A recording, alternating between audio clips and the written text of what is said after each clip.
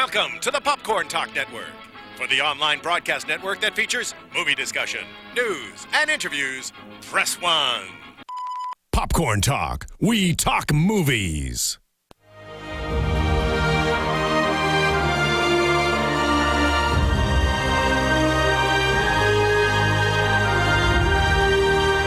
From the Popcorn Talk Network, the online broadcast network for movie talk, Alicia Malone with Scott, Movie Mantz, and the Schmoes Know. This is Profiles, in-depth spotlights on the greatest filmmakers and artists in motion picture history. Hello, Profilers! Oh, that was loud, sorry. Welcome to episode 27, where we spotlight David Lynch. And your phone's ringing. And my phone is ringing. Who could that be? Do you need to take it? I do not. Okay, good. That's okay. We're always on standby here because sometimes we have guests call in and they might call Mantz's cell phone by mistake. But we're talking today about David Lynch. David Lynch, and this, Alicia, 27 episodes of Profiles. We always say, you know, this is a director, this is an actor and actress, really, really different, really great, one of the most famous, the best, the most talented. But David Lynch really is in a class all by himself. There is no one like him. The closest filmmaker, the closest director I could really think of who really just did his own thing, Stanley Kubrick. Yeah, true, because David Lynch's films are completely his vision from start to finish. There's no marketing teams involved. They're definitely not commercial movies. They're not made for a wide audience. And they're very open to interpretation, very surreal. They mean different things to different people. I love that. I love that he lets the audience decide what they might take out of the film, and it might be completely different for me than it is for you. And he does not chime in at all on what his movies were meant to be. No, and he doesn't like to explain it. He doesn't like to explain it. One of our guests, the guest that we're talking to later today, actually brought up the fact that on the DVDs that he personally approved, there are no chapter breaks because he wants people to experience the movies complete. So many adjectives can be used to describe his movies. Surreal, trippy, dreamlike, baffling, challenging, freaky, uncompromising, scary, kind of funny, disturbing, unforgettable. This David Lynch is essential viewing for film buffs, but we know that many people out there maybe haven't seen many of David Lynch's films, haven't seen any of David Lynch's films. So we will like to use this Profiles episode as an entry point for you guys. So people who might not have known about David Lynch, this is your chance to get to know the man and to watch some of these movies. So we won't spoil them, although it's pretty hard to spoil a David Lynch movie because they're so open. Yeah, even we're not really sure what we're talking about here, but that's what it's all about. It's all about interpretation.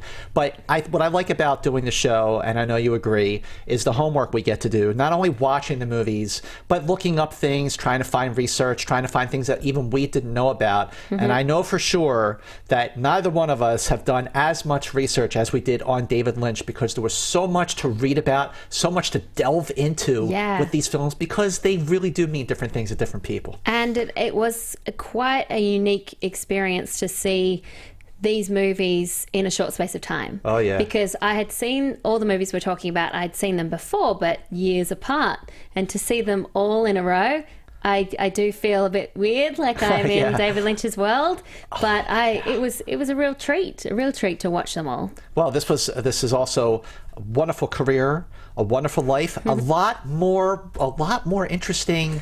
A lot more to the guy than you would think. He's not just about his movies, is he? No, he's an artist as well, and a musician, and he does so much. And we have our segment called It's a Wonderful Life, which gives you some background on his characters. So, Stephen, roll the video. Writer, director, actor, artist, musician. David Keith Lynch was born on January 20th, 1946 in the small town of Missoula, Montana. With early ambitions to become a painter, Lynch enrolled at the School of the Museum of Fine Arts in Boston in 1964, and soon after that, the Pennsylvania Academy of Fine Arts in Philadelphia. It was there that he transitioned into making short films, starting with 6 Men Getting Sick 6 Times in 1967 and The Alphabet in 1968. In 1971, Lynch moved to Los Angeles, where he studied at the American Film Institute, and in 1977, he released his first feature, and boy, it was a doozy, taking 5 years to make. That film, the bizarre, surrealistic masterpiece, Eraserhead, became an instant cult classic and immediately established Lynch as a filmmaker to be reckoned with. David Lynch has been nominated for 4 Academy Awards, 3 for Best Director, and in 1990 he won the Palme d'Or at the Cannes Film Festival for Wild at Heart. Lynch has 4 children and has been married to his 4th wife, Emily Stolfley, since 2009. I was just trying to type to our live YouTube audience while I was watching that and doing other things, so I don't think I made sense. But Bill Pollan wants me to do the Profilers shimmy, so there you go. The Profilers shimmy, of course, that gets a high five. Oh. And you should know the Profiles drinking game right now. Every time we do a high five, you take a shot. So by the time they get to the end of the episode, you are drunk off your butts. It's the best way to do it. So what was your first blood when it comes to David Lynch? What was the film you saw first? The first film I saw first, once again, going back to my parents, who were cutting edge, ahead of their time, taking this nice little kid to disturbing films, Yeah. was The Elephant Man. Wow. 11 years old, saw this movie in 1980, and I was terrified because the first time you see John Merrick, I had never seen anything like that before, and I'll never forget when he said, "I'm not an animal, I'm a human being." Mm-hmm. I mean, that was a haunting thing. But watching that movie, this is like a scene out of a David Lynch movie right here. Watch out. Watch out. Watching that film really opened my eyes to human nature, both the good and the bad, especially when you realize that John Merrick was actually the sweet, nice, kind, smart person. Yeah. What was yours? Mine was my favorite David Lynch film, which I'm wearing my t-shirt for, Blue Velvet. That was your first. That was my first, and I saw it many years after it came out, of course, because it came out in 86. And I saw it on VHS. Not in a cinema. Not in a cinema.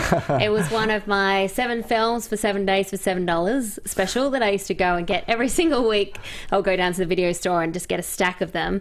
And I remember hearing a lot about this film, seeing it spoofed, especially the Dennis Hopper.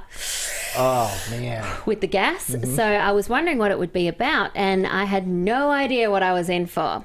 I didn't like it the first time I saw it. You didn't like it? See, this is like your kind of movie. I know. At the time, though, I thought it was too dark, too disturbing. Too dark for Alicia Malone. I didn't know what to make of it, but for some reason, I wanted to watch it again, even though I didn't like it. Sure. It got in my brain, and then I thought I have to see it again, and I watched it a couple of years later, I think, and I liked it more, and then every time I've seen it since, I've liked it more and more. Now I've watched it so much that my iTunes movies, when I rent it, it's like, are you sure you want to rent that again? For the 80th time? Just rent that? I'm like, yes, iTunes, of Isn't course. it great, though, when you can watch movies like Blue Velvet or any one of the movies on our Fast Five and get something different out of it every time you see it? Yeah, every single time you see something different, or it means something different to you because you're in a different stage of your life. I love that. Exactly. Definitely like we were talking about with a movie that we'll get to later, about how it meant one thing to you when you first saw it, and it meant a lot more to you when you moved to Hollywood to pursue your dreams. I think you can guess which movie we're talking about. Absolutely. But coming in first on our Fast Five, at number 5 is...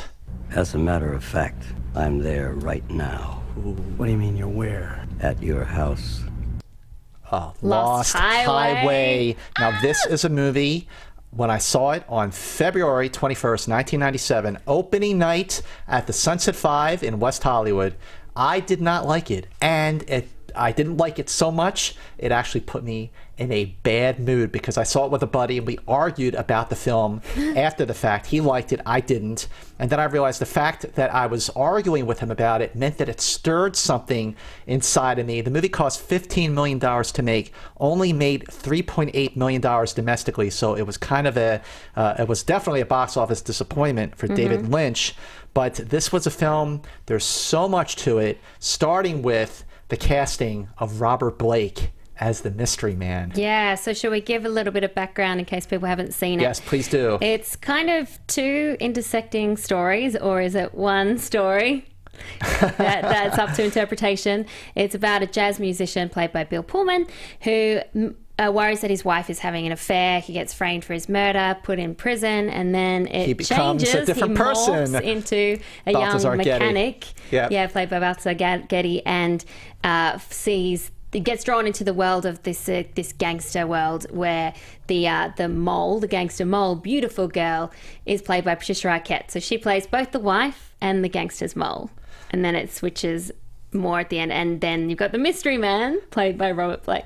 I'm doing a terrible job explaining it. But you know what? You're actually doing a great job explaining it because you're right on the money.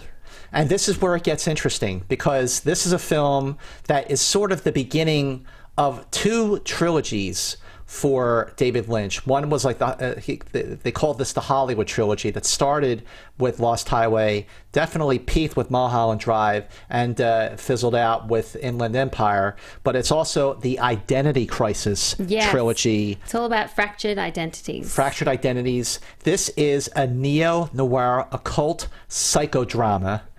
And how's that for a genre? I know. There's so much dualism, so much illusion, so much mystery in this film, because like another film that we're going to be talking about on today's show, this is a film where the identity of the person changes because they can't come to terms with what they did. And it's not even clear about what Bill Pullman's character might have done. Yeah. And I don't want to say too much beyond that because I don't want to spoil for anybody, but I do love that every one of the films on our list today are movies that you got to see more than once, you got to see it more than twice, and please tweet us at Alicia Malone and at Movie Mantz and let us know what you think of these David Lynch movies too. I like the neo-noir style, and that's something that David Lynch does so well because film noir is my favorite film genre, and a lot of his films, including Lost Highway, has that 50s style feel, even though they're set in modern times. Right. This point was the 90s. It has a femme fatale, it's got desperate men, it's almost sci-fi at times, and this came after the Twin Peaks Fire Walk with Me, the film adaptation from the TV show, which didn't go so well, the movie. It wasn't as popular as the TV show. So then David Lynch came up with this concept, and this is exactly what he wanted to do. So you get the real sense that this is completely him. It's totally his imagination. His vision. And it's divisive. Some people like it, say that it's one of his best movies. Some people don't like it, and a lot of people haven't seen it. A lot of people haven't seen it. It also has that sense of deja vu about it, doesn't it? How do you mean? When I was watching it again, I got a real sense of deja vu in terms of the characters being played by either the same actor or the same character being played by different actors, and then the recording, and there's several moments that are repeated in the movie. It just, to me, the whole thing conjures up a sense of deja vu. That's interesting. Like people feel like they've been there before or done it before, and it kind of circles back around at the end. I love the fact that you can really delve into these movies. Well, one thing that, exactly, I mean, that's what's so great about it. So great. I mean, this could be like a 3-hour episode of Profiles just because of us talking about what we think are really happening. And one of the subconscious influences that David Lynch had for Lost Highway, when you see the film, you'll know why he was inspired by the O.J. Simpson trial. Yeah. And the irony, and I think I might spoil something here, but we're going to have to do that Robert Blake, this is the last movie he did before he went through the whole trial that he killed his wife. And the movie deals with a similar theme. Yeah, it does. And the casting, Richard Pryor is in this movie. I forgot that he was in this movie. Marilyn Manson. That's right. In the movie too. Right. Yeah. It's so interesting, the casting. And like all of David Lynch's films, he often explores a dark underbelly underneath something that seems perfect. That is very Lynchian. That's very Lynchian. Very Lynchian, yes. He gets his own adjective. Now, this movie, like you said, people love it, people hate it. You know who hated it? Who? Siskel and Ebert. That's right. They gave it 2 thumbs down. Yeah. And David Lynch said, there's a gimmick. So he used the 2 thumbs down on the newspaper ads for Lost Highway. That's cool. As if to get more people into the film. But it's just very interesting. Like, what do you think the mystery man? What do you think of Robert Blake's character? I think he's the devil. Yeah. Because he sees images of the mystery man before he actually meets him at that party, which, by the way, is one of the craziest scenes that scene at the party. Which you heard a little bit of before. And he says, call me, I'm at your house. I'm at your house right now. I'm at your house right now. He calls and says, give me back my phone. Yeah. Like, what? Head explosion. I don't know. I always thought it was his subconscious. Interesting. Like the darker side of him, or something that he was dealing with inside. Interesting. Okay. But why does he become Balthazar Getty? What's your take on why? I think that's the idealized version of him. Right. What This he wants was to be. okay. So here, Bill Pullman's character is married to Patricia Arquette, Yes. who plays Renee, and their relationship is got troubles. He thinks that she's having an affair. Yeah. Like the sex isn't great. So then he reverts to Balthazar Getty, Pete Dayton, who has a crush on his mob boss friend's wife, played by a blonde version of Patricia Arquette, and they have great sex. Yeah. And Balthazar Getty's character is having sex with other women too. So, But she says, you'll never have me. you'll never have. But the way she said it was so ominous. Boy, good. what a great character, right? Great character, a great film, but apparently Schmoville didn't like, or Proud Profilers didn't like Lost Highway because we got no comments No about it. comments from Lost Highway. So now is your chance. If you're watching Profiles Live, make sure you go shoot us a message right now. Let us know what you think. And of course, there's always Facebook. Let us know on Facebook. Tweet us at Alicia Malone at Yes. Movie Mantz. Let us know. I guess that means we just move on. Well, Gamer X76, who's watching right now on YouTube, says the first 40 minutes of this film and the way it uses shadows and dark rooms is some of the scariest scenes I've ever seen, which I very much true. And Cole Boone says simply, David Lynch is a master of the mind. Beep. Definitely. Definitely. All right, so going into our right stuff. What is your favorite scene? Well, the scene that we just talked about with Robert Blake was definitely up there. But I'm going to go, on my right stuff, I'm going with Mulholland Drive at Club Silencio. When Rebecca Del Rio comes out and sings a Spanish version of Crying. It is so symbolic of what the Betty/Diane character is feeling in her subconscious, but her delivery of the song is so impassioned that as Betty and Rita are embracing each other and holding each other, I just got swept with so much emotion during that scene because it was so powerful. Another great scene in Mulholland Drive is Betty's audition, which she nailed. Oh yeah, she's so good. She was so good. You're like, but you're watching this movie for the first time in 2001 going, Naomi Watts, who is that? Yeah, Breakthrough. Or in Australia we're like, oh, finally. Oh, yeah, finally. She's making it big. Yeah. She's been in LA for so long before she got that role. What's yours? Well, I was going to go with, in Blue Velvet, the Roy Orbison in Dreams miming scene, because that's so haunting and powerful as well. He uses music so well. But I'm going to go with Mulholland Drive. It's a scene that we were talking about before the show started, which is the scene in the diner when Dan tells his friend about the nightmare he's had, and then things start to happen exactly the way he's telling them. Yeah, it's crazy. And it's such a haunting scene. It's scary. And the way it builds in anticipation, and you feel a sense of dread, and then when things go exactly the way he describes them, and there's the big shock at the end, it's really gets your heart going, and it's terrifying. And it's the first kind of, I guess, supernatural or weird moment in the film, because up to that point it seems fairly straightforward. It seems fairly straightforward until you get to that point. Weird, but it doesn't seem as strange as that scene. And as for what that scene means, we'll get to that. We will get to I that. would say we'll get to that. But because there is so much to David Lynch's movies, there is a lot of trivia in our last detail. Specifically, did you know, Alicia, you probably did, this has kind of been out there, but I forgot about it, that David Lynch was offered the chance That's what I was going to say. to direct Return of the Jedi. Return of the Jedi, of course. I wrote that down too. Of course you did. So George Lucas saw The Elephant Man. Right. And offered him to direct Return of the Jedi, but then David Lynch was worried that he would ruin George Lucas's vision. Yeah, he thought it was more Lucas's sensibility than his. Yeah. Can you imagine? No, I can't. Can you imagine? No, because David Lynch is such an interesting filmmaker. I can't imagine what goes on in his mind. Although, when you're watching Return of the Jedi, Admiral Akbar, who's like, it's a trap. Doesn't he look like the baby from Eraserhead? Oh, yeah. It does a bit. That sperm-like baby. Yeah, that That's from like we'll Weird. talk about that too. Yeah, well, did you know about Eraserhead that Stanley Kubrick loved the movie, and so much so that when he was starting production on The Shining, he got his cast and crew to all sit down and watch Eraserhead because it evoked the kind of atmosphere that he wanted to create in The Shining. Which was just total fear, dread, anxiety.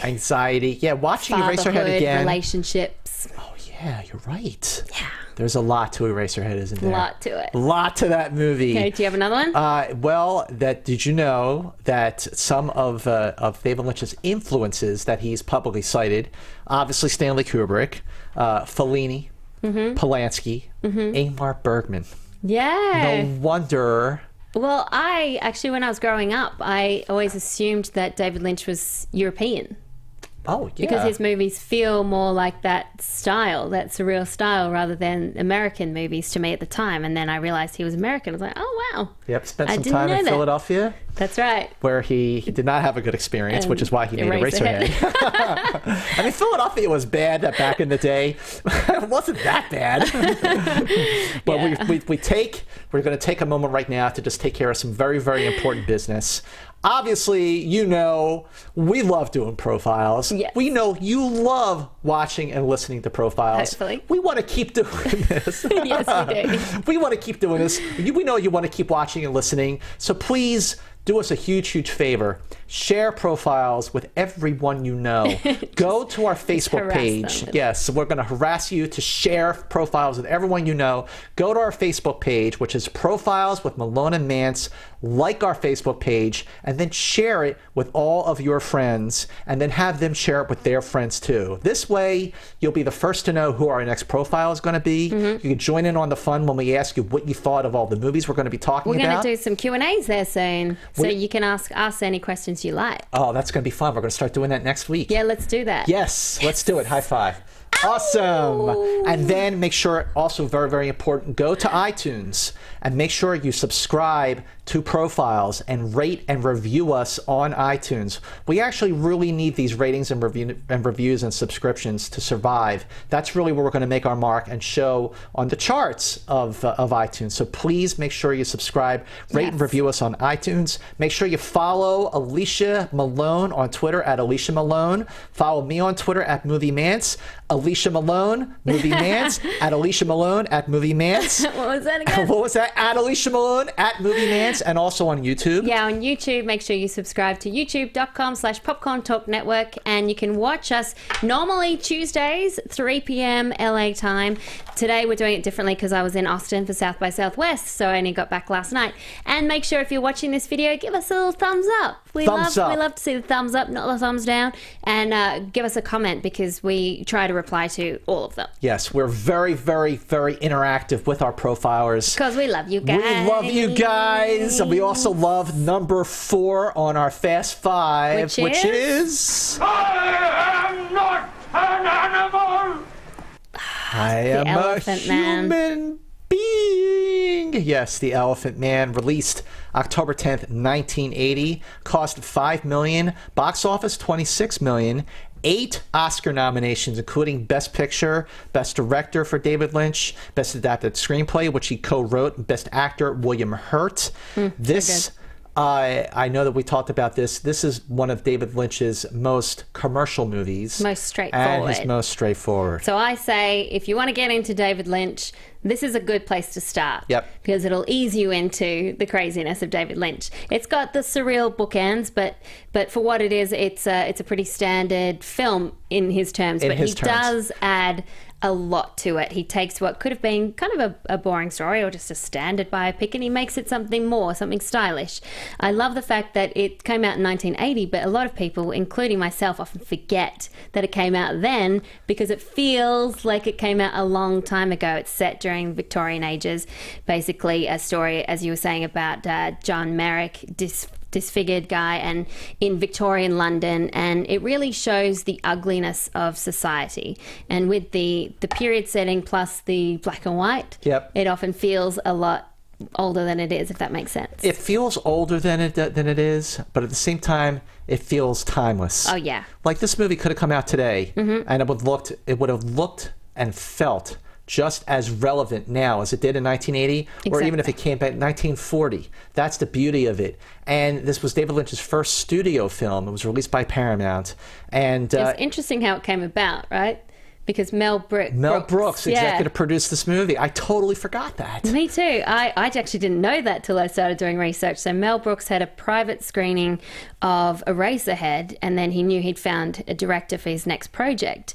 But he took his name off as producer because he didn't want people going in there thinking it was a Mel Brooks comedy. Right. And this is nothing. This is not absolutely comedy. not. I mean, if it was going to be a Mel Brooks comedy, it would have had Marty Feldman as the Elephant Man. It's actually really sad. It is sad. The way he's treated like an animal, not like a human. But it is sad. It's beautiful. It's moving. It's absorbing and a really poignant film, because who is to say that John Merrick is too ugly to bear or too beautiful to bear? I mean, he's a beautiful, lovely person. Like when he is really just brought into like a more civilized world. And there's that great scene with Anne Bancroft when they're talking about plays and they're quoting and they do Romeo and Juliet. Romeo and Juliet. She calls him Romeo. Did your heart just not break? Yeah. She calls him Romeo. It's the first person that really, one of the first people that shows him real compassion. Yes, and Anthony Hopkins as Dr. Frederick Treves is fantastic in this movie. This is a story about friendship. Great cinematography by Freddie Francis. Great makeup by Wally Schneiderman. It took John Hurt 8 hours a day to get made up, and it took him 2 hours to take off the makeup. And it prompted the Academy to create the best makeup and hair category for future, because they did such a good job and people felt like they missed out. John Hurt, I mean, such an achievement to be able to act under all that makeup, and have it touch you. His performance completely touch your soul, and it does. I mean, it actually made me quite sad watching it again. And he couldn't sleep on his back because his head was so heavy that he wouldn't be able to breathe. It's that train station scene gets me every time, and when people are coming in to see him as a freak, and when he gets put in a cage. I don't want to give too much away, but it's really sad. But again, David Lynch shows the darkness underneath this perfect Victorian society. What's your take on the beginning of the movie where it shows the dream that the mother is having with the elephant? What's your take of the symbol? Is she actually getting raped by an elephant, and that's why she has a baby that's the Elephant Man? I always thought it was him. That's him, his projections, like he felt like something's wrong with him. They called him the Elephant Man. So maybe in his mind he thought he was broken and deformed, and that's how he came about. Wow. I don't know, but again, those bookends, that's interpretation. Open to interpretation. Amazing. Which is awesome. Well, the profilers had this to say about the Elephant Man. Kyle Bailey, I always heard about David Lynch from Mel Brooks interviews, there you go, when talking about his production company, but I had never come around to watching his movies until this past year. My first blood was the Elephant Man, and I was blown away by it. So many phenomenal performances from Hurt, Hopkins, and Bancroft, and beautiful cinematography and a beautiful score, and of course, the awesome makeup. Joshua Price on YouTube says Hopkins is overlooked in that film. An amazing performance beside Hurt. It's true. I agree.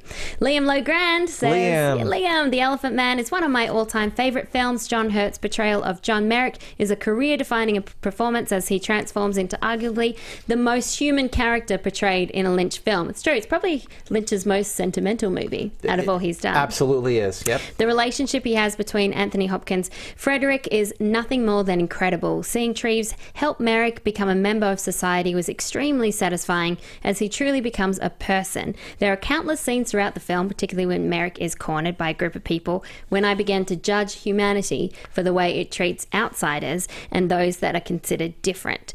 By the end of it all, I was a complete mess. Whoever thought that David Lynch would make me cry five times in 2 hours? Oh, Liam, he's so sensitive. I agree. I had tears and I never cry in movies. The only other movie I can think of where that approached this level of sentimentality was The Straight Story, and that was so off the beaten path for David Lynch. We'll get to more about that, but for right now, my friend, your favorite part of Profiles quiz show is our quiz show. All right. Okay, I'm going to start off here. Hit me with it. I'm going to hit you up. In Mulholland Drive, yes, where does Betty say she is from? Was it A? I was trying to look at your guy. Was it A, Vancouver, British Columbia? Was it B, Erie, Pennsylvania? Was it C, Deep River, Ontario? Or D, Wichita, Kansas. Deep River, Ontario. Deep River, Ontario it is. Ding, ding, ding. Very, very good. That gets another high five. Very nice. Okay. Mine is, which other actress was considered for Sandy, which is Laura Dern's character in Blue Velvet? Okay. Was it A... Ooh, music. Turn up the tension. Okay. Was it A, Patricia Arquette? B, Molly Ringwald? C, Winona Ryder? I'm going to go B, Molly Ringwald. Yes! All right. Correct. Very good. I only knew that survived quiz show. In the back of my mind, I remember reading the name Molly Ringwald somewhere on my research for David Lynch. I didn't know that till I did my research. Very interesting. Well, moving on. In our Fast Five is a movie that, well, I'm just going to say it's my number one, but it's number 3 on our Fast Five, and it is... This is the girl. This is the girl. Mulholland Drive. Released October 12th, 2001. And I got to tell you, this was the very first movie that I saw at a screening after 9/11. Wow. So the mood in this country and the world was just really, really bad at the time.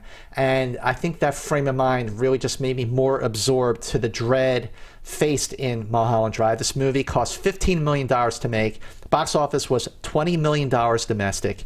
Now, this movie was nominated for 1 Academy Award. 1 Academy Award. And what is the award that it was nominated for? Best Director. Mm-hmm. Not makeup, not editing, not score, although all those would have been perfectly cool too. But for this film to get its nomination in Best Director shows you just how much of a visionary David Lynch is, that he was the one nominated for this movie as director. Yeah, I love this movie. I actually had so much fun rewatching it again. I've seen it quite a lot of times, but as we were talking about off camera, I see it so differently now that I live in LA. Oh, yeah. Because it is about broken dreams, Hollywood dreams, and it feels very much inspired by Sunset Boulevard. Yep. The Billy Wilder classic, which is about broken dreams in Hollywood. It makes Sunset Boulevard look like a Disney movie. It's true. It's true. The tagline for this movie is Love Story in the City of Dreams. And this is a movie that definitely every time you watch it, you get something new out of it. You see something you haven't seen before, or it means something to you differently. Like we were saying about Lost Highway, this is also about fractured identities, and it's about multiple role playing and about reinvention, which is all stuff that happens here in Hollywood. The basic story is... Okay, try it. I'm going to try it. Here you go. So Naomi Watts plays a young actress who comes from Betty. Betty, okay. She comes to Hollywood, big dreams, big hopes. She's a very cliched character. Idealistic, thumbs up, very naive. Very naive. She goes to stay at her aunt's place and she finds a mysterious woman staying there. Can't remember her name. She's been in an accident. She sees a poster with Rita Hayworth. She says her name is Rita. Mm-hmm. Then the two try to figure out what happened to her, a detective story, and they try to put it together. And then it all changes. It all changes because of a blue key and a blue box. So they play multiple characters in this movie, and half the time you're not sure what's real, what's a dream, what's a fantasy, what's a fantasy version of their lives, or what's their real life. And characters come and go who you it really doesn't make any sense at all until you start to put it together.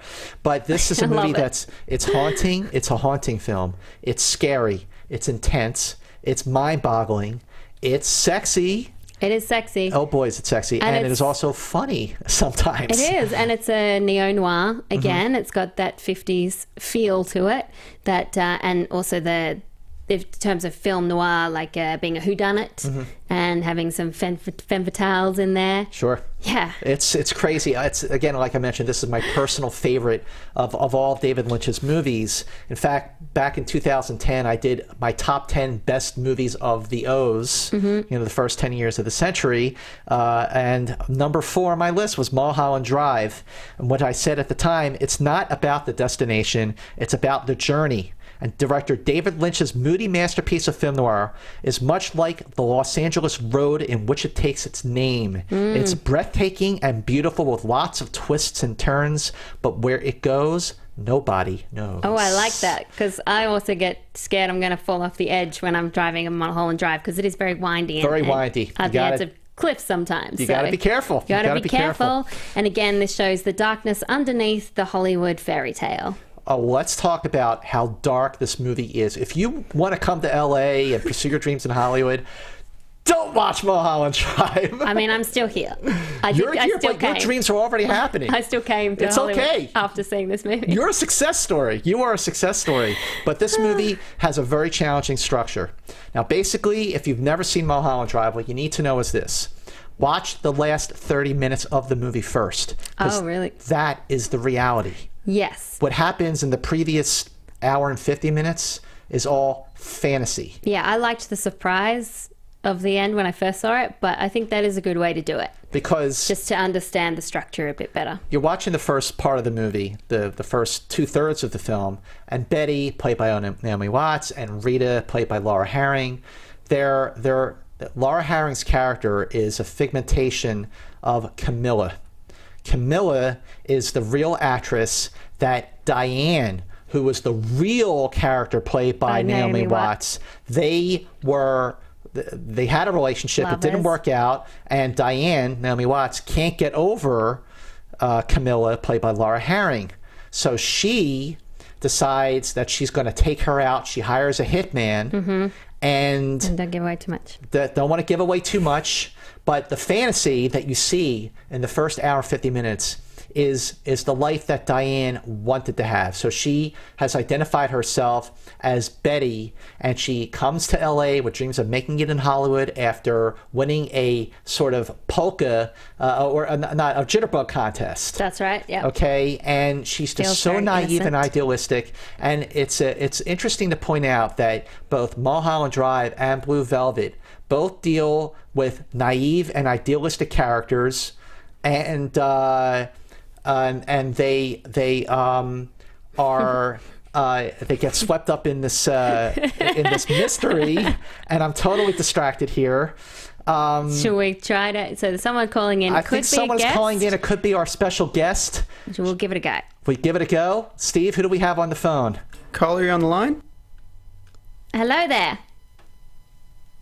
Hello. I don't know. Sorry, guys. Okay. Well, thank you, Steve. Here. No one's here. So. No one's here. False alarm. False alarm. Well, getting back to Mulholland Drive, again, the characters played by Naomi Watts and Kyle MacLachlan are both drawn into this mystery that they kind of get off on the mystery until it uncovers this underbelly of darkness, and it's just unlike anything they ever experienced. Yeah, and unlike anything you'll see on the screen either. Well, the other thing about the score of this movie by Angelo Badalamenti, who also did Lost Highway and Blue Velvet. He plays one of the mysterious men in the casting session where Justin Theroux's character is told this is the girl. Yeah. Okay, that's the composer of this movie. And Roger Ebert, his review, he said that this movie works because David Lynch is absolutely uncompromising. Well, Earlier today, we had a great interview for Profiles with Justin Theroux, who played Adam Kirscher in Mulholland Drive. We're going to roll that interview right now. It was great to have him on the show. Yes. Really great interview. Let's hear it. Take it away. Hi there. Hey, it's Justin. Hey, Justin. It's Scott and Alicia. How are you, man? I'm good. Thank you so much for calling into Profiles. Our topic, our spotlight this week is David Lynch, and you are talking with Alicia Malone and Scott Mantz. Thank you so much for joining us on Profiles. Pleasure. It has been such a treat for us to rewatch all David Lynch's movies back to back. I kind of feel like I'm in some kind of surreal dream at the moment. I'll bet. I feel like I'm not quite real. So, in your opinion, what makes David Lynch such a brilliant filmmaker, and why is he in his league all on his own? In a league all on his own? I don't know. I think there's a bunch of ways to answer that. I think, one, I don't think he remains pretty steadfastly unplugged as far as sort of what's going on in film or whatever, and really doesn't pay much attention to sort of the industry or it goes without saying, like other kind of more pop culture films. He's a lover of old film, of course, but I think he's really good at kind of just getting his, whatever his sort of subconscious ideas are about filmmaking, transferred from whatever he's thinking to a script to the screen, and he's very adept at kind of staying true to his vision, which I know sounds like it might be easy, but I think for anyone trying to make a film, especially films cost a lot of money to make. Yeah. It's difficult to do, and he also, I don't think, puts any pressure on himself as far as having to make a film a year or do any of the kind of things that he doesn't put himself on the same treadmill that I think a lot of filmmakers do. Well, what was your first impression of him, and how did you even meet him in the first place? A plane, is that right? What's that? Was it right that you were on a plane, I was reading? No, my first impression was when I was about 14, I saw one of his films. I saw my first film that I watched of his, I think, was Blue Velvet, yes. and it just blew my mind. Yeah. I remember buying a ticket to it. I remember the poster of it sort of, had, Rossellini sort of, draped with Kyle MacLachlan or something, and I remember thinking like, oh, this will probably be like Dirty Dancing or something like that. And I went into the movie theater and came out a couple hours later, a changed tween, But first meeting him, I had been put on tape. Mulholland Drive, the movie, one of the movies I did with him was originally an ABC pilot, and I was told they were putting people on tape for him. And I went in, and there was no sides or audition or anything like that. It was just kind of a sit down with a casting director who asked you a series of questions. And I can't remember really what they were. It's kind of like, what are you reading? What do you like? And he just answered them. And then I guess all these tapes sort of went to him, and he just watched them. And then I got a call, basically just months and months later. I thought I'd long forgotten about it, saying David would like to meet you. Can you come to Los Angeles? And I thought, I was in New York at the time. I thought, sure.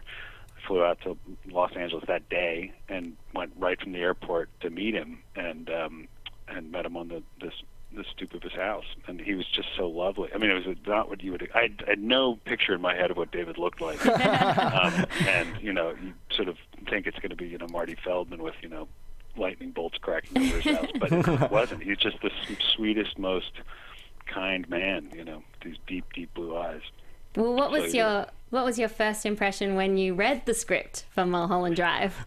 Then I think I had to read the script in his office, and I read it, and like anyone, I didn't know, I had no clue what was going on in the script. I mean, it was every scene I remember being very compelling, and then and I couldn't, and again, if he was a first-time filmmaker, I probably would have been like, I don't know what this means, and I should probably do this. But because I'd seen all of his other work at that point, I was so eager to just try and jump in, Well, did you ask him, like, okay, David, like, what is going on here? Did you actually go to him and say, can you please just tell me what's going on here? And what did he say if you tried to ask? I could answer that anecdotally. I remember the first day on set, I had sort of broken down my script and sort of, what I thought things meant and the way things should be played. And I remember he did a very smart thing, which, we went into, normally you go into rehearse a scene, and, the crew's kind of standing around leaning on, boom mics and stuff like that, waiting for you to hurry up. But he cleared everyone out. And kind of said, all right, let's just talk about it. And we started talking about it, and I sort of went into all those sort of boring acting questions, like, all right, so I'm saying this, but am I doing that? And what am I? But later in the movie, I'm trying to do this and that and the other. And so I guess I just need to know what I should be doing here in this scene, And he has a wonderful way of just kind of looking at you and going, like, I don't know either, man. Let's just figure it out. So let's discover that. So he has a very his approach to making a scene is very organic. He doesn't really put. He's one of the greatest directors in that he kind of doesn't. You don't feel like you have much time pressure. Not much downward pressure, not much studio pressure, not much.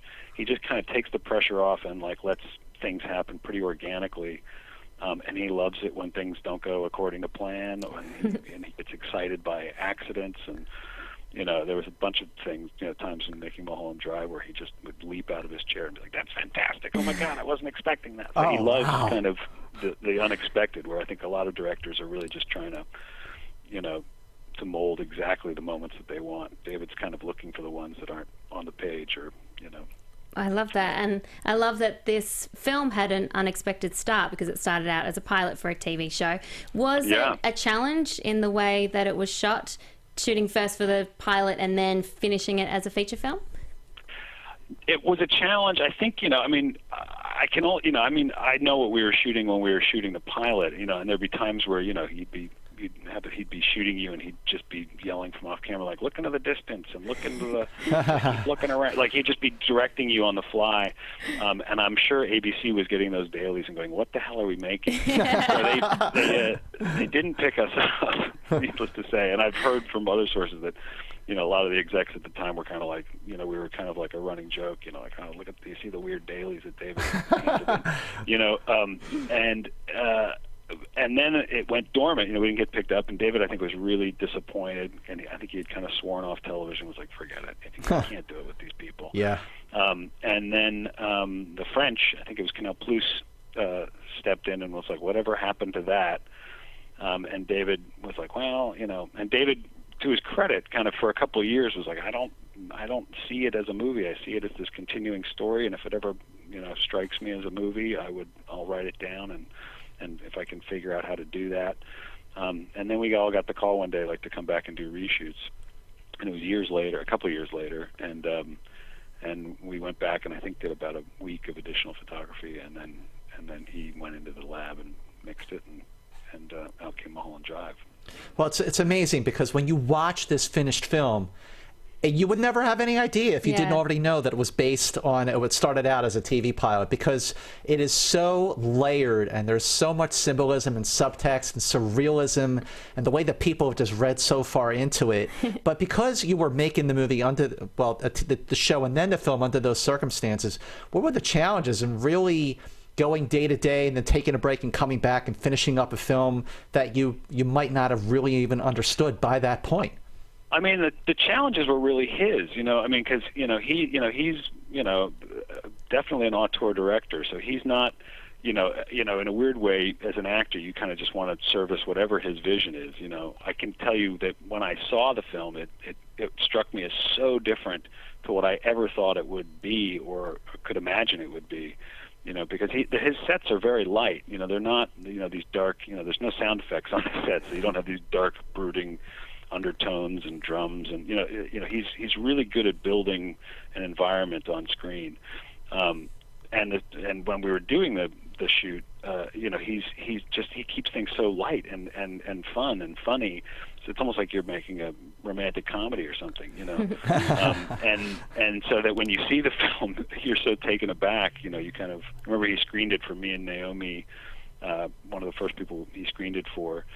And we sort of stumbled out of his house going like, oh, my God, that's incredible. It's so different than what we thought we had made, Yeah, well, this has the breakout performance for Naomi Watts. Of course, I knew her from her work back in Australia, but this really launched her. This was like, when we left that screening, I remember thinking, oh, my God, her life is going to change. She was so good in that film. Yeah, what was it like to work with her on this movie? She had a pretty tough job. She, all the stuff that I think was the hardest, she had a couple fantastic, several just mind-blowing scenes in that film, which I wasn't even there for. I was off doing, my scenes. So that was the other fun part of it, is obviously he went off and, there were, weird old people coming out of a paper bag. I had no idea that got shot, but working with him is fantastic. She's a wonderful, wonderful actress.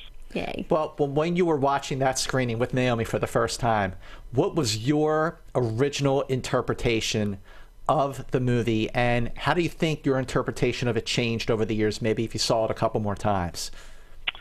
I haven't seen it in a long time, actually. I'd like to, maybe I should sit down and see it. I remember it's an omnidirectional movie, sort of, it's, plot-wise, I guess. You can latch on to any number of the characters or the symbolism and start running in different directions with it. But I'll tell you this, when we were doing press for it. We went to the Kent Film Festival, and it was. I remember David would get angry if we would start to try and decipher it for the people. And I kind of love him for that, because he really, I still think to this day he doesn't even do chapter headings in DVDs. He doesn't director's commentary. He really wants people to have as pure an experience watching the film as possible. So whenever you would try and describe it, he'd be like, no, you're going to ruin it for anyone who hasn't seen it. If it were up to him, I don't think he would even do trailers or advertisements for his films. He wants people to walk in, he wants the lights to dim, and then he wants them to sort of go on this journey. I've often compared it to like John Coltrane or jazz. It's like it's a lot different than listening to pop music. Where you're waiting for the hook and you're waiting for the bridge, and you're just kind of on a little journey. And that's what makes some of those more eclectic art forms more interesting, and that they sort of allow you to have your own experience and relationship with it.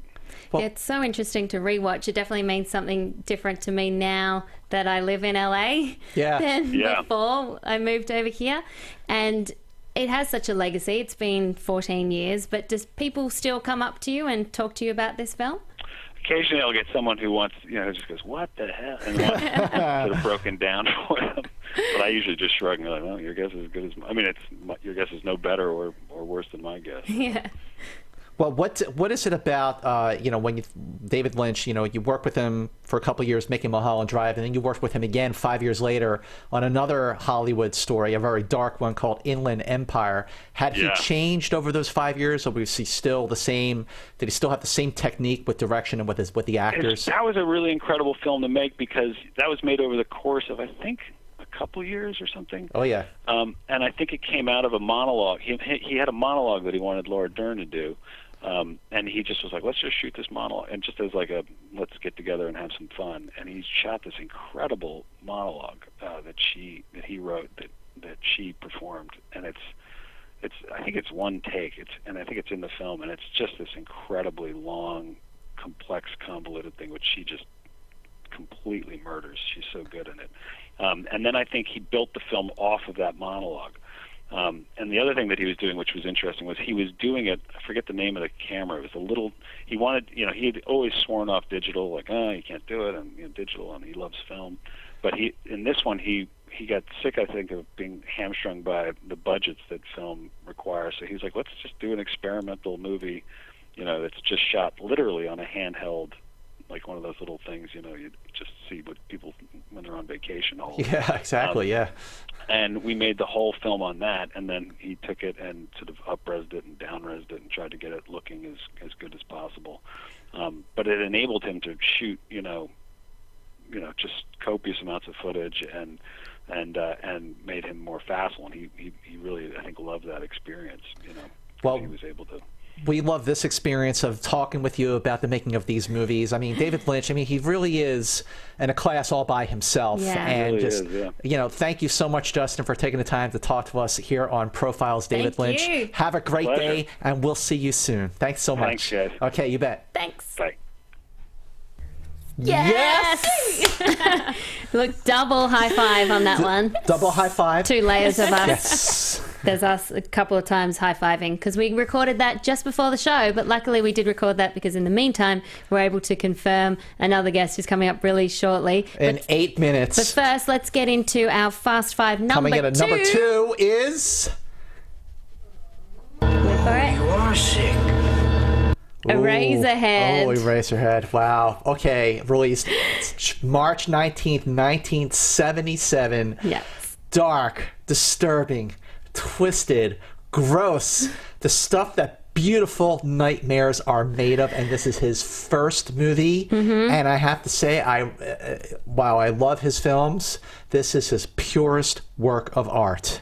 Yeah, this is the most surreal of his movies. Yep. It does feel like an art piece rather than a traditional movie. It took 5 years for him to make this. He produced it with the help of the AFI, where he was studying at the time, and so much went wrong. He ran out of money. For a while, he had to live on campus at AFI. He had to live in the bedroom where this movie was shot. His high school classmate, Jack Fisk, and wife, Sissy Spacek, gave some money. He changed cinematographers. He couldn't afford to pay his crew, so he said he would give them a piece of the profits, and that worked out really well. Well, it sure did. Like, over time. But this movie, it's like the ultimate independent film. It's the ultimate midnight movie. It's the ultimate cult classic. The ultimate bizarre film. It inspired a hairstyle that was modeled after David Lynch's own hairstyle. Yes. And this is a film that is there's so much that could be said about the film. Again, more subtext, more symbolism. How would you describe the plot? So it's Harry Spencer, a print factory worker on vacation. Keep going. Who is looking after a baby creation with his girlfriend and his girlfriend. What kind of baby is that? Is that a baby? Is it an actual baby? Does it represent something anxiety? Else of fatherhood? Of fatherhood? That's what I think. Yeah. I think that this movie is symbolic of the anxiety of fatherhood.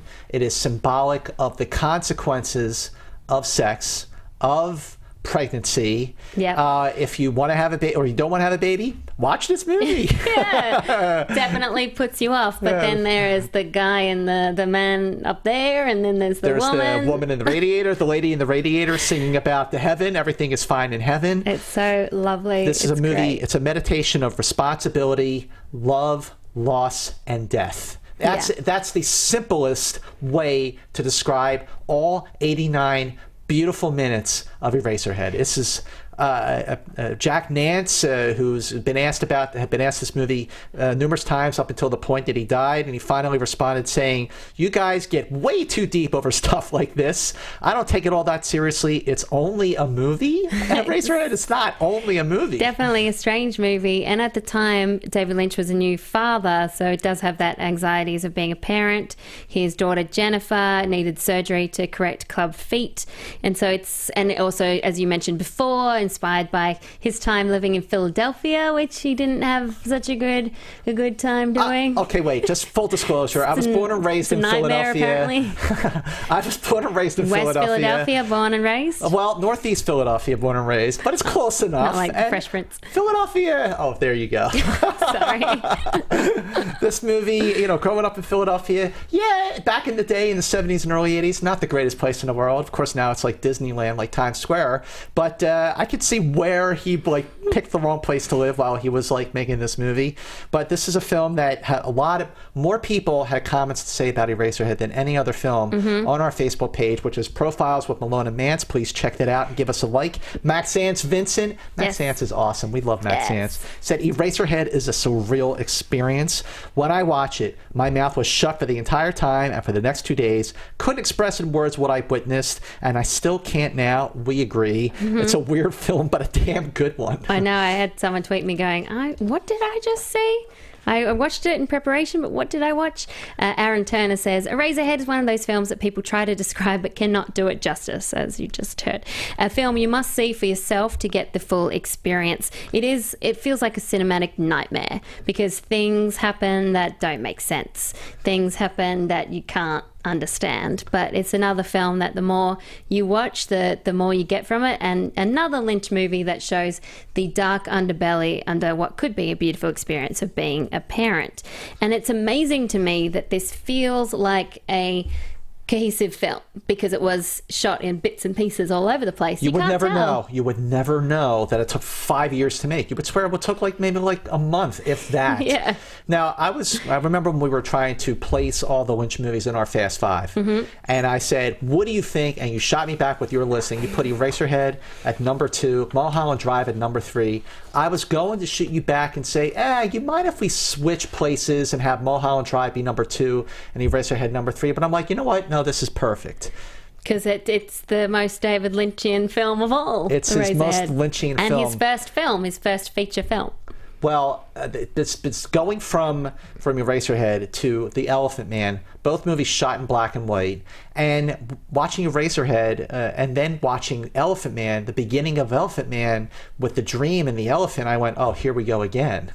But then that movie actually turns out to be much more accessible by David Lynch standards, because really to call The Elephant Man an accessible film is still a bold statement coming from someone who's just such a visionary like David Lynch. Well, before we get into our guest, I just want to mention our brackets that happened on our Facebook page. And thanks to Steve Zissou, a.k.a. Justin Bass, or the other way around. What's you know up, what I mean? Steve? Justin, a.k.a. Steve Zissou, who sent me these ones. So this week on our Facebook page, they pitted Lynch's films against each other. So it came down to the final four, which is Mulholland Drive versus Eraserhead and Elephant Man versus Blue Velvet. So out of those two, Mulholland Drive and Elephant Man went ahead. Ooh. So then it was Elephant Man versus Mulholland Drive.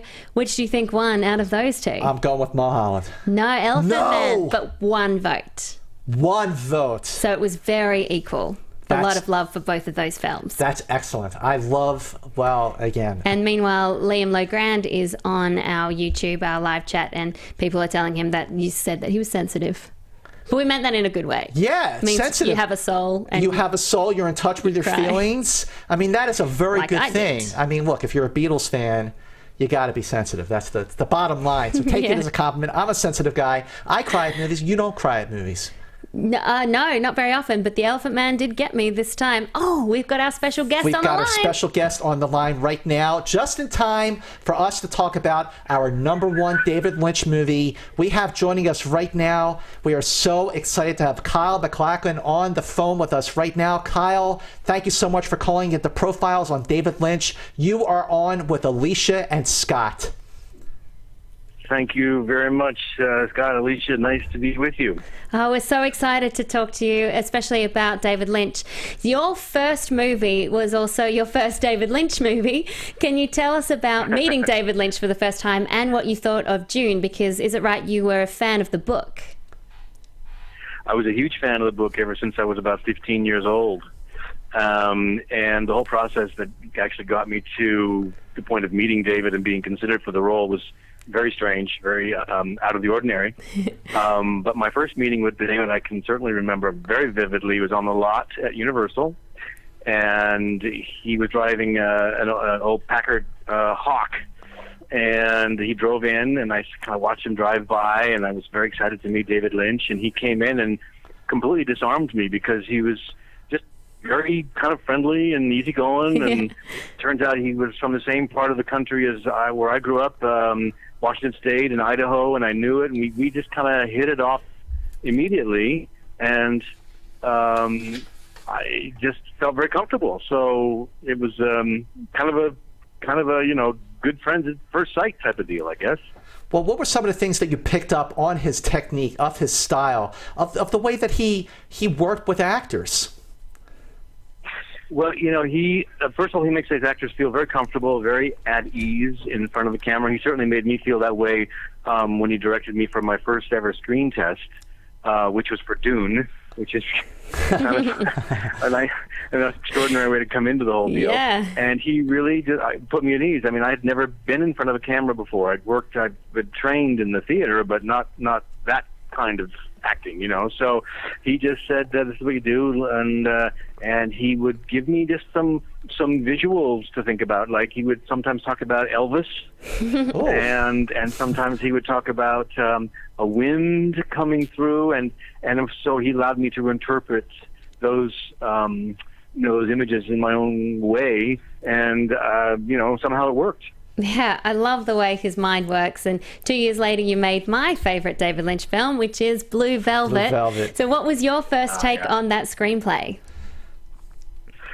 It was a mixture of things. It was a complete absorption for me, and just overwhelmed at the story and how interesting it was, and the twists and the turns and the unexpected quality. It was quite graphic in the writing, and that also sort of was a little frightening. Yes. I hadn't kind of done anything like that before. But ultimately, I think you have to know David, because people who read it were like, "Oh my gosh, this is very explicit," and there was some concern. And I said, "Yeah, but it's David, and I know David, and I trust David, and I think it's going to be okay." So I really went into it with a sense of it's going to be okay because I believe in what David is going to do with it. Well, going from a big budget film like Dune to something more modest like Blue Velvet, did you get the impression that David was actually like, okay, this is the kind of movie I've always wanted to make. This is really where I can flex my muscles and really do something that's going to be my vision? Well, I mean, Dune was certainly his vision as far as it could be with this, the scope and the scale of that film. I would say, and I don't mean to speak for David, but he seemed more comfortable, I guess, working on Blue Velvet. It was a story that he had written. In fact, he had given me the script while we were filming Dune. Oh, wow. To look at the role of Jeffrey Beaumont, and I think it was something that perhaps after the monumental scale of Dune probably felt, a little more comfortable to him, a little more. I don't know, he could sort of wrap his head around it a little bit. It wasn't going to require from him the kind of just the day-to-day grind, I think, that ultimately the Dune became for him, in the filming. So, and it was just exciting again to work in that scale. For me, that was my second movie ever, and my second movie with David. So I had nothing to relate it to, but it sure felt like a more comfortable place, I guess. Well, how was it shooting the scenes with Isabella Rossellini and Dennis Hopper, wow. who was terrifying in that role? Dennis was so good. I mean, and again, I was really just green, so new, but I really appreciated what Dennis was doing, and I actually have seen the film recently. I haven't seen the film in years and years, and I watched it at a screening and was just blown away really by everyone's performance. Yeah. Dennis and Isabella and Laura, just how well it stands up, and just what Hopper was able to do with that. And he was the nicest guy, he was just so easygoing, except in the scenes that we were working on, he was terrifying, Yeah. Yeah. It was just, he didn't carry the Frank Booth character around with him when we cut, he was laughing and having a great time. We actually all remarked that we had such a wonderful time. There were a couple days that were very, very intense and challenging and difficult and emotionally very, very draining, But by and large, we really just enjoyed the process. We enjoyed the work with David, with each other. We enjoyed creating some really unusual scenes, which you could recognize as unusual when you were filming them. Weren't sure, because you're always kind of putting I wonder how the audience is going to react to this. Well, we're going to see. So there was some of that going on, but overall, we got along all great, Well, transitioning from film to TV for the landmark, the phenomenon that became Twin Peaks, what was it like shifting gears from mediums like that? Did you feel that David was still able to just pursue and move ahead the way he had moved forward in his movies, or did he have more to play around with because, well, hey, now I can develop these characters for episodic television? Yeah, I think it was that developed gradually, because he'd written this pilot, backdoor pilot, which was 2 hours, which could also be converted into a movie of the week if necessary. If the pilot didn't get picked up, then at least they had, this property that they could sell and they could broadcast.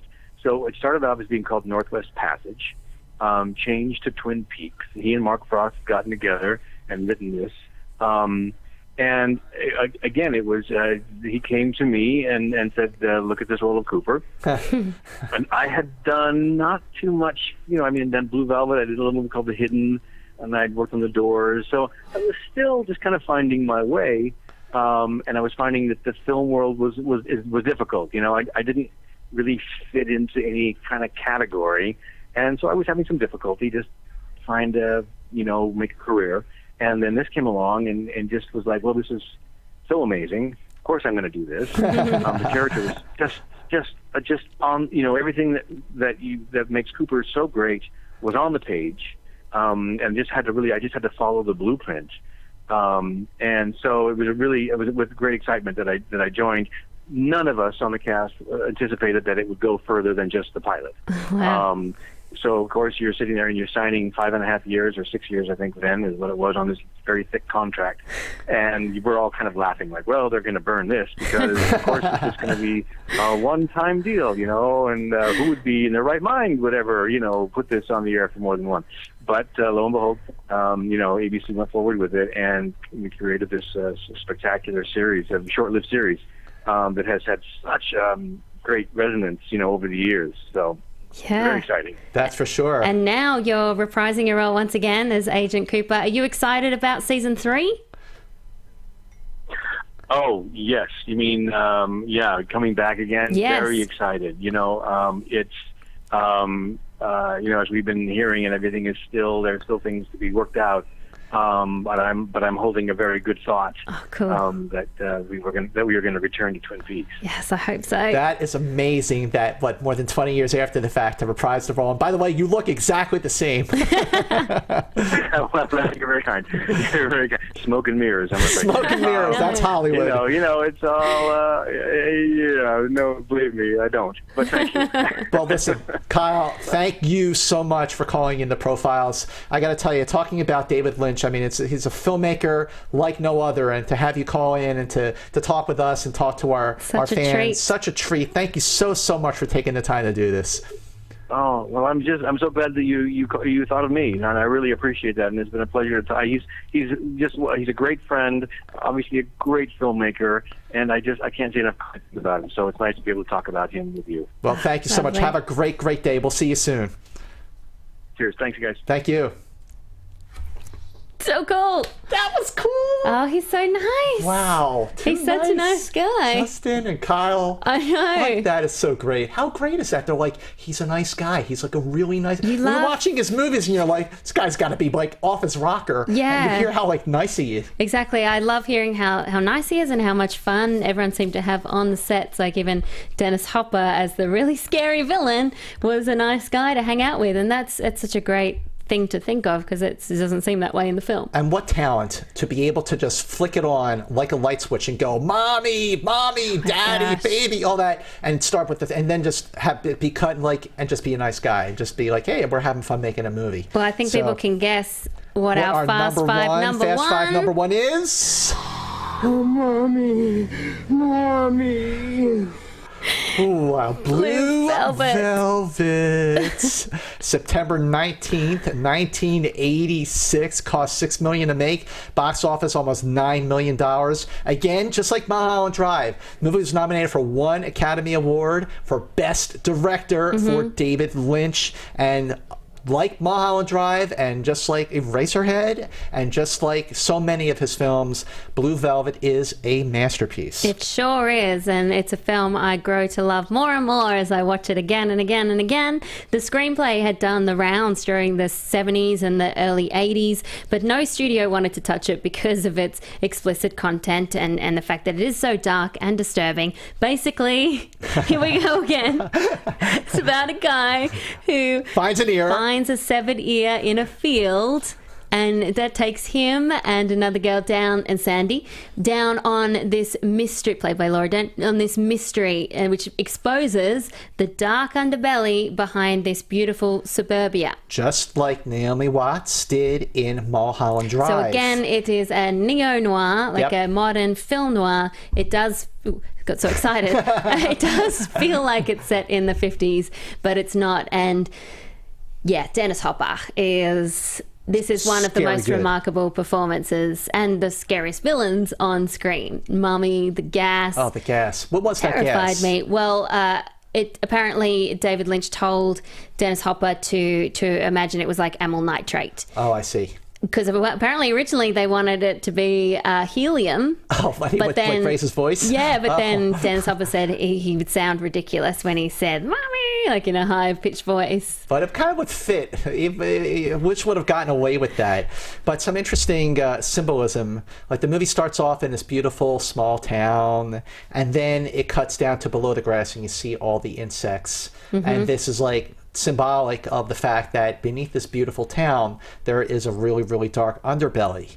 And as for why he chose an ear, because the ear has a hole that leads into the mind. And in the beginning of the film, the camera zooms into the ear, and that's where the story unfolds. And at the end of the film, the camera pulls back out of the ear, and everything is just hunky-dory again. It's so interesting. He said, David Lynch said, firstly, he came up with the idea for the title. He liked the title Blue Velvet. Secondly, he came up with the idea of the image of the severed ear and insects coming out of it. Yeah. And then thirdly, he came up with the idea of the song because he really enjoyed that song and thought that it fit. It evoked a time and a mood.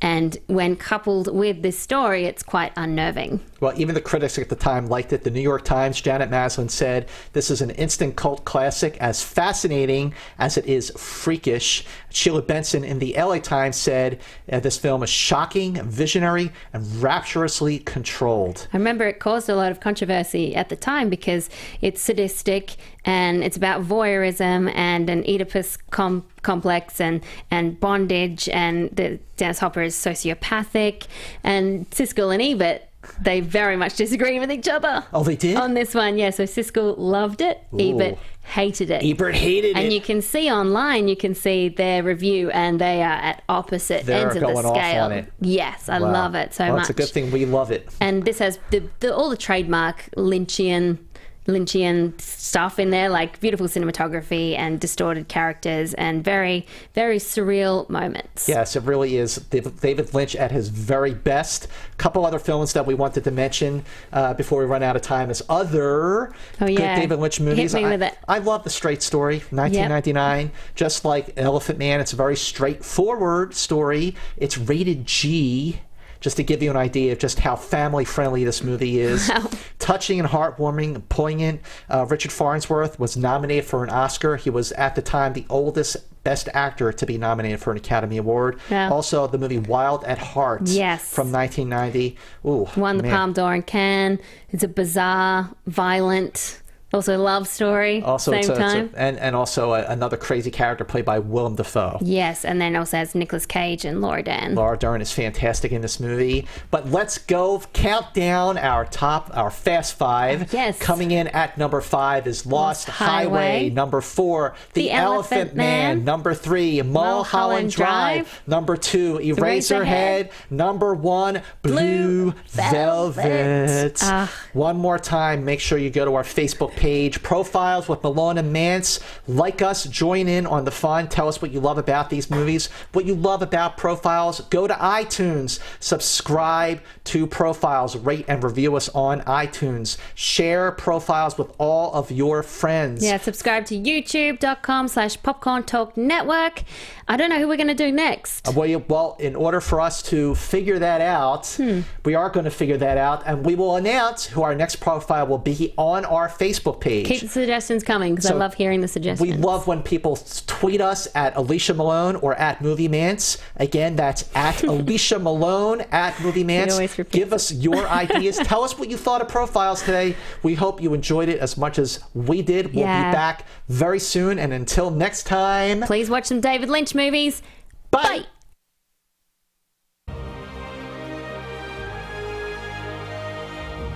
From producers Maria Menounos, Kevin Undergaro, Phil Svitek, and the entire Popcorn Talk Network, we would like to thank you for tuning in. For questions or comments, be sure to visit popcorntalk.com. I'm Sir Richard Wentworth, and this has been a presentation of the Popcorn Talk Network. The views expressed herein are those of the hosts only and do not necessarily reflect the views of the Popcorn Talk Network or its owners or principals.